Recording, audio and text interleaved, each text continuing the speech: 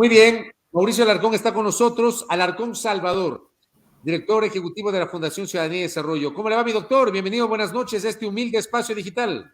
Buenas noches, Fabricio, buenas noches, Suelen. Y me encantó cuando dijiste el análisis crítico, porque de eso se trata, no se trata de aprovechar los espacios, sino para presentar una crítica constructiva desde una óptica ciudadana y que del diálogo surjan buenas ideas para ver si así nos hacen caso algunos actores políticos que se ofuscan con su pensamiento propio y nada más que eso. De acuerdo, de acuerdo. Gracias, Mauricio. A ver, yo cité, tanto ayer en este espacio cuanto hoy en la mañana en la radio, cité ese análisis al ojímetro que hizo Mauricio Alarcón. A propósito de los 14 millones de dólares que ha pagado el doctor Carlos Pollitt, ex Contralor General del Estado, como fianza para poder defenderse en libertad de este procesamiento judicial en Estados Unidos por lavado de activos. Entiendo que son 11.5 millones de dólares en bienes inmuebles de sus hijos que no están vinculados al proceso, o sea, se presume lícito el origen de esos bienes y entiendo que el resto es en dinero en efectivo. Pero claro, Mauricio Alarcón decía algo sencillísimo. La primera autoridad de la Contraloría gana $4,959 mensuales, casi $5,000. Estamos hablando de que si el Contralor, suponiendo que durante 10 años mensualmente ganaba $5,000 más o menos, durante 10 años, 120 meses. Y vamos a suponer que durante esos 120 meses el hombre cogió la plata, como ayer conversábamos con Suelen, resulta que le transfirieron, porque ya no se paga en cheque, sino en transferencia, lo puso en una cuenta de ahorro programado, ahorro meta, o lo que sea que tienen los bancos ahora, porque dijo, no voy a tocar esa plata. Esa platita la voy a dejar para mi jubilación, o la voy a dejar para los estudios de mis hijos, o para ponerme un emprendimiento cuando salga de la Contraloría. No necesito esa plata, entonces me guardo esa plata. No tocó un centavo.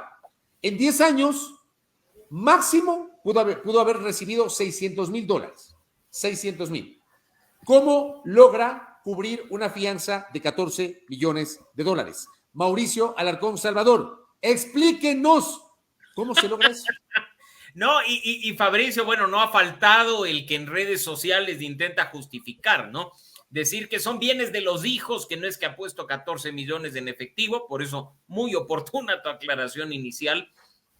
Habrá que preguntarse también a qué actividad se dedican o se dedicaban los hijos del señor Pollitt, uno de ellos vinculado además al proceso estadounidense, para tener propiedades por más de 10 millones de dólares que permitan garantizar su presencia en un proceso a través de la fianza.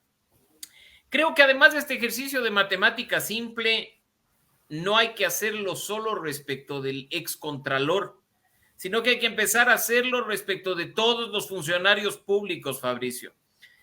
Lo que se ha hecho, que tú lo mencionas, es incluso irreal, porque no estamos considerando ni las deducciones o las retenciones que se tiene que hacer por impuesto a la renta, por seguridad social, y dudo mucho pues que el funcionario público, en este caso el contralor, haya vivido del aire, ¿no? O sea, digamos, como decíamos, que ahorró todo y no hay forma, la matemática no da, no hay explicación alguna, por mucho que haya quienes intenten defender el tema o encontrarle una salida. Hay un problema claro de corrupción y esperemos pues que, ya que nuestra justicia poco o nada hace al respecto, la justicia norteamericana haga algo y finalmente esos recursos mal habidos no sirvan únicamente de fianza, sino que regresen a sus legítimos dueños, que somos nosotros los ecuatorianos. Mauricio, a esos 14 millones también hay que sumar un dato adicional, ¿no? Que es la defensa del ex contralor. ¿Qué pasa con una defensa en Estados Unidos? ¿Cuánto cuesta? ¿Qué tan difícil es acceder a una buena defensa? ¿Qué pasa con la defensa? Hoy no sé, Suelen, querida, si es que era un fake news o alguna cosa, pero se decía que la defensa de Carlos Pollitt en este proceso es uno de los abogados y representantes nada más y nada menos que de Justin Bieber, uno de los cantantes más famosos del mundo y que sabemos cuánto paga por sus defensas, en este caso por asuntos tributarios en el régimen estadounidense. Pero digamos que eso es una noticia falsa y que probablemente el señor Pollitt no quiere defensa pública, sino que ha contratado un abogado. Yo te aseguro que un estudio jurídico en Estados Unidos y con conocimiento de causa frente a un caso tan importante como este, para arrancar le habrá dicho, mire, señor Pollitt, usted necesita poner por delante 150 mil dólares para iniciar el proceso de defensa, y también habrá que preguntarnos de dónde sale esa plata, porque además de eso es para el inicio. Durante el proceso habrá mucho más que se tenga que, entre comillas, invertir en cuanto a la defensa. No nos olvidemos que los procesos en Estados Unidos son muy distintos a los que se llevan en Ecuador. El sistema jurídico es diferente y hay partes y etapas intermedias que demandan ya no simplemente de una defensa jurídica general, sino de una defensa técnica en específico cuyo costo es supremamente mayor, ¿no? Para muestra, y solo quizá suelen citando un caso de los que más ha trascendido a propósito del libro de Oscar Vela en los últimos meses, el de la defensa del señor Serrano, Nelson Serrano, condenado a muerte en la Florida, que como nos narra la obra y los documentales, ha gastado millones de dólares, toda la fortuna familiar, simplemente en honorarios de abogados. Para muestra ese ejemplo. Claro, para más o menos tener una idea de cuánto cuesta, ¿no? Qué barbaridad. Suelen. Perdón, Fabri. En Ecuador, bueno, es conocido, existen algunos abogados penalistas que son especializados en temas de corrupción y, por ejemplo, uno de ellos, Felipe Rodríguez, decía que defender por un caso de corrupción es sumamente caro en el Ecuador. ¿Pasa lo mismo en Estados Unidos? Muchísimo más. No nos olvidemos que probablemente en Ecuador el costo, aunque sea alto, probablemente incorpore la corrupción, las demoras, y aún así no llegue a los niveles de una justicia que demanda, como he dicho, acciones técnicas por parte de una defensa especializada. No quiero decir que el sistema de justicia estadounidense es perfecto. De nuevo, con el caso de Nelson Serrano, hemos visto actuaciones corruptas de un sistema judicial estadounidense, pero sin duda es muchísimo más costoso que el ecuatoriano. Y como he dicho, no estamos hablando de decenas de miles de dólares, sino de cientos o incluso millones de dólares en una defensa que en este caso buscará dejar en libertad a una persona que está siendo investigada por corrupción de manera directa en un país como el nuestro. Muchísimo más costoso, dice usted, el sistema judicial estadounidense, pero, y más allá del tema de Nelson Serrano, que usted lo trae a colación, tal vez más efectivo que el ecuatoriano, y le pongo un caso. Si no fuese por la justicia estadounidense, seguramente hoy no estaríamos hablando del caso Las Torres, ya, por citar un ejemplo. Yo le pregunto, tal vez más efectivo que nuestra justicia, que es selectiva, que se mueve solamente con base en los temas mediáticos, de interés político, etcétera. Mauricio.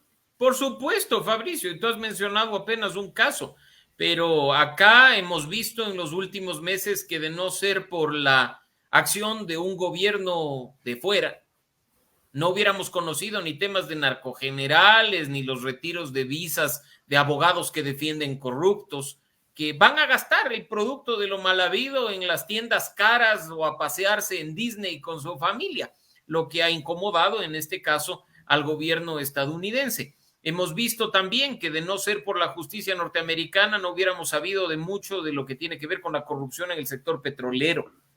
En este caso, incluso lo del señor Pollitt, porque en nuestro sistema, lamentablemente, y tú lo has dicho de una manera muy puntual, hay mucha impunidad en materia de corrupción, y no me refiero únicamente a si se entrega o no un habeas corpus y se libera a alguien que está con sentencia, sino al hecho de la forma selectiva en la que se generan demoras procesales en unos casos hasta que las acciones prescriben. No me refiero específicamente a los delitos de corrupción que son imprescriptibles, sino a los delitos conexos de los cuales muchas veces se les acusa, como la asociación para delinquir y demás temas que se inventan para dejar en el olvido, además, porque aparte de que el ecuatoriano tiene memoria cortoplacista, es tal la cantidad de corrupción que se conoce día a día, gracias a ustedes, los periodistas, a través de los medios de comunicación, que con tal vendaval de información se nos va quedando en el olvido mucho de lo que ha sucedido. Para muestra, regresemos a ver a la Asamblea Nacional. Recordarás, Fabricio, que en los periodos anteriores tuvimos más de 40 representantes que tenían investigaciones abiertas en la Fiscalía, de los cuales creo que 1 o 2 de manera muy selectiva y puntual terminaron en procesos penales. Mauricio, para el próximo 17, si no estoy mal, sí, el 17 de mayo está convocada la audiencia para saber si Paul se declara culpable o inocente de los 6 cargos de conspiración en el tema del lavado de activos.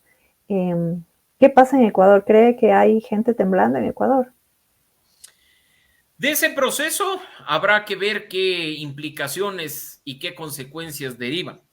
Lo cierto es que de la información mínima que se conoce hay un afán de colaborar con las autoridades estadounidenses, toda vez que sabemos que el lavado de activos, es decir, el dinero que se invierte, en este caso, por ejemplo, en el sector inmobiliario o en el sector empresarial, para dejarlo limpiecito, tiene un origen que además en una institución que se supone que vela por los recursos públicos o saneó un asunto en el sector privado o libró de responsabilidad a una autoridad, a un funcionario público. Así es que hay daño colateral con lo que está sucediendo, por supuesto que sí, y creo que será cuestión de semanas en que empecemos a ver que con los afanes colaborativos, el señor Pollitt, para reducir su pena, empiece a involucrar a aquellos que participaron de los actos delictivos de corrupción aquí en Ecuador.